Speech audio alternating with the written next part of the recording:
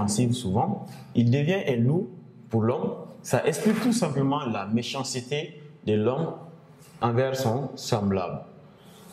Parce que dans la société, quand l'homme devient méchant envers son semblable, ça veut dire qu'il n'y a aucune loi qui puisse garantir la liberté de ces deux positions-là. Celui qui est fort va imposer toujours sa volonté. Et c'est sa volonté qui serait obéie par le plus faible. Donc, cette approche de Thomas Hobbes veut nous dire que dans une société sans loi, alors il est très difficile d'acquérir la liberté pour tous. Donc, on peut se référer également sur Sigmund Freud, notamment dans son ouvrage « Malaise dans la civilisation ». Dans cet ouvrage, Freud cite que l'homme n'est point cet être débonneur au cœur assoiffé d'amour, mais un être qui compte au nombre de ses données instinctives une bonne somme d'agressivité. Alors, ça veut dire tout simplement que l'homme n'est point cet être débonneur. Cet être débonneur, c'est le sens de débonneur, c'est être gentil, être bon, être bienveillant, au cœur assoiffé d'amour. Mais un être qui compte au nombre de ses données instinctives une bonne somme d'agressivité. Donc, cela nous fait penser à la théorie de Freud, à la psychanalyse de Freud. L'homme de nature, il est bon. Mais plus tard, dans son évolution, alors l'agressivité va se développer chez l'homme. Parce que Freud nous parle de la névrose. Et cette névrose qui est un dysfonctionnement du système psychique qui peut vraiment nous causer alors des ennuis compte tenu de notre comportement sociétal. Et ces névroses-là poussent l'homme souvent à l'agressivité. Et cette agressivité n'est pas fortuite. Sa cause est liée au fonctionnement même du psychisme humain.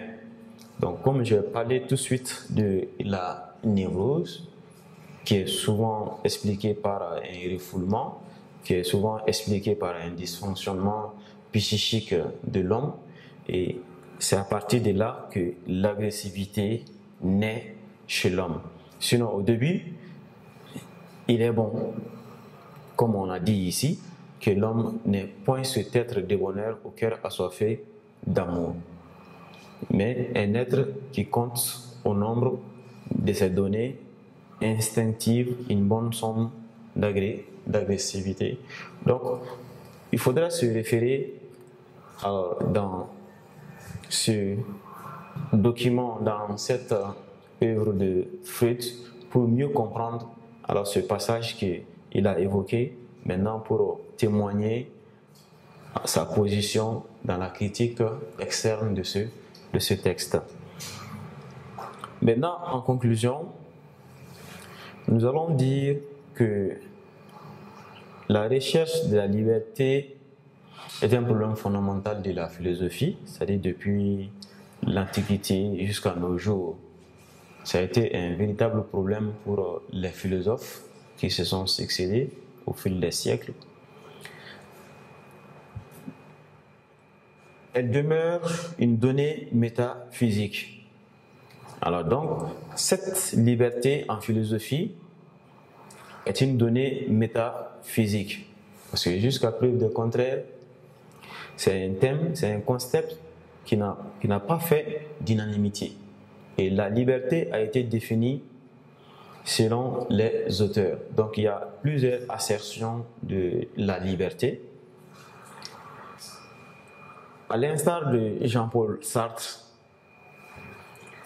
qui dit que l'homme est condamné à être libre. Donc ça, c'est la conception de Sartre. Donc pour lui, la liberté de l'homme doit s'arracher. Raison pour laquelle on a dit ici que l'homme devient l'artisan de sa liberté. Donc, il doit fonder sa liberté. Donc, pour lui, la liberté doit s'arracher. Pourquoi?